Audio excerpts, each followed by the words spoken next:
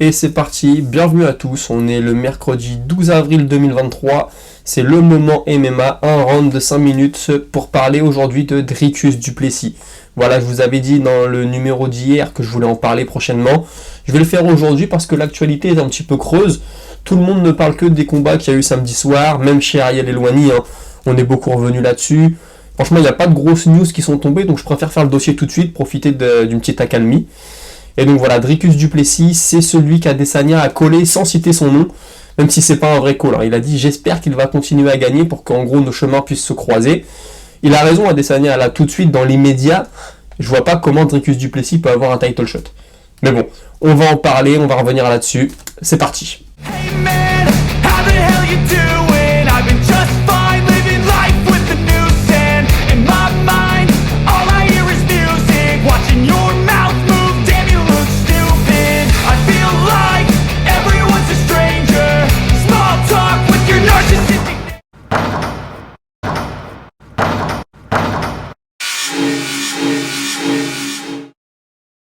Et c'est parti, début du round, vous avez entendu la cloche. Alors, je vais juste remettre les choses en contexte rapidement pour ceux qui ne seraient pas au courant. Samedi soir, Adesanya a regagné sa ceinture face à Pereira, et en conférence de presse, il a fait un call un peu étrange. Il a parlé d'un Sud-Africain qu'il aimerait bien traîner dans toute l'Afrique du Sud. Certaines personnes n'ont peut-être pas eu la référence, mais il faisait référence à Dricus du Plessis, combattant middleweight, classé 6 ou 7, si je dis pas de bêtises en ce moment. Voilà, il n'a pas cité son nom, mais tout le monde a très bien compris qu'il parlait de lui. Dricus du Plessis d'ailleurs a rebondi tout de suite en disant oui c'est quand tu veux, etc., etc. En gros, ce que reproche Adesanya à du Plessis, c'est d'avoir dit suite à son dernier combat, je suis le représentant de l'Afrique. Et voilà, Adesanya ça lui aurait pas plu, etc. Bon, il va surfer là-dessus pour faire un buzz de toute façon, on l'a bien compris. Et donc je voulais présenter un peu Dricus du Plessis, qui est pas le combattant le plus connu. Et donc c'est un combattant qui a combattu à l'EFC.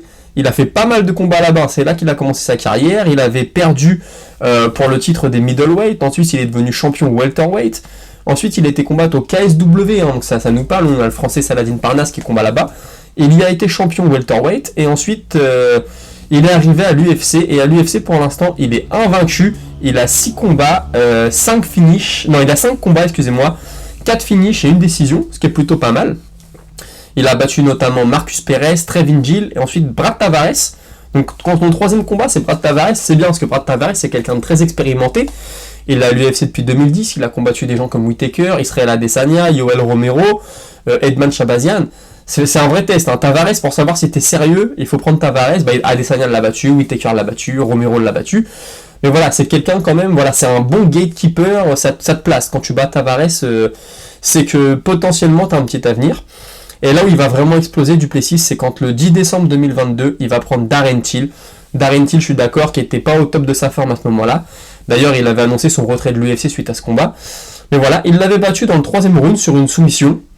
Et ensuite, quelques mois plus tard, là il y a un mois d'ailleurs, au mois de mars, il a pris Derek Brunson qui l'a battu par KO. Alors c'est un stoppage du coin de Brunson, mais Brunson était out, complètement out. Donc c'est pas mal, tu bats Darren Till, tu bats Derek Brunson, là tu te fais un petit nom. Maintenant, c'est vrai que pour affronter Adesanya, il n'y a pas le choix, il faut taper plus haut. Et pour moi, vraiment, si tu veux les portes du title shot, il faut battre soit Marvin Vettori, soit Robert Whittaker. Peut-être Jared Cannonier, mais c'est même pas sûr. Mais bon, l'UFC n'a peut-être pas envie de refaire un 3e combat entre Whittaker et Adesanya ou entre Vettori et Adesanya. Donc une victoire contre Cannonier pourrait potentiellement le propulser, surtout si Adesanya fait une bonne promo autour du combat. Voilà, si l'UFC sent que les gens sont hypés par ça, ils vont lui donner le combat, il n'y a pas de souci. Maintenant, si on parle techniquement parlant, moi ça me semble très compliqué pour du Plessis de prendre Adesanya. Adesanya, il est super précis, c'est un kickboxer de très très haut niveau, ça va très vite, t'as pas vraiment le droit à l'erreur si tu restes debout contre Adesanya. Je rappelle que sa défaite c'est contre Pereira où il prend un KO, bon Pereira c'est l'élite aussi en striking. Il est loin devant le niveau de du Plessis selon moi. Et quand il était monté en poids lourd léger, Adesanya avait perdu contre Blachowicz. Il s'était fait lutter une bonne partie du combat. Je suis pas sûr que du Plessis ait les capacités pour lutter Adesanya comme l'avait fait Blachowicz. Surtout que Blachowicz était une catégorie au-dessus. Il avait l'avantage du poids. Du Plessis, même si c'est un bon bébé, il sera obligé de se peser à 84 kg la veille du combat. Là, est-ce qu'il récupérera assez de poids pour faire pencher la balance de son côté s'il y a des phases de lutte? Je suis pas sûr. Parce qu'à Adesanya, il faut réussir à lui mettre la main dessus. Il y en a très peu qui ont réussi, surtout qu'Adesanya, très souvent, quand il sent que ça va lutter, il va se mettre dos à la cage. Et là, pour le mettre au sol, bon courage. Sa petite chance, ce serait de réussir à le mettre au sol, au centre de la cage, et de le contrôler. Voilà. Faire ça pendant 5 rounds, ça va pas être facile. Surtout que Du Plessis, il est connu pour son pied-point. Il a fait des combats en kickboxing, je crois qu'il a été champion du monde WAKO. Donc voilà, c'est pas un niveau exceptionnel, c'est très loin du niveau d'Adesanya, c'est bien quand même. Mais moi, quand je le vois combattre, franchement, je vois beaucoup d'approximations debout. Parfois, il nous sort des coups de pied sautés, sortir un peu de nulle part.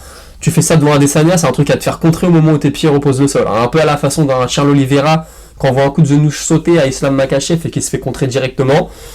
Très franchement, c'est pas la meilleure des idées contre Adesanya. Alors, je vous ai dit qu'il pouvait faire jouer le sol, c'est vrai. Il l'a fait notamment contre Darren Till. Il a passé le premier round à lutter Darren Till, ça a été une machine à laver. Par contre, au deuxième round, il était vide. Il avait plus d'énergie. Heureusement, Adesanya en face était plus non plus très lucide. Mais malgré ça, il a quand même réussi à le toucher. Alors si c'est Adesanya en face, je vous explique pas. Tu commences le deuxième round dans le même état que tu as commencé celui contre Darren Till, bah là tu vas au KO, c'est sûr et certain. Surtout qu'il est un peu du genre à se faire contrer, il prend pas mal de coups Du Plessis.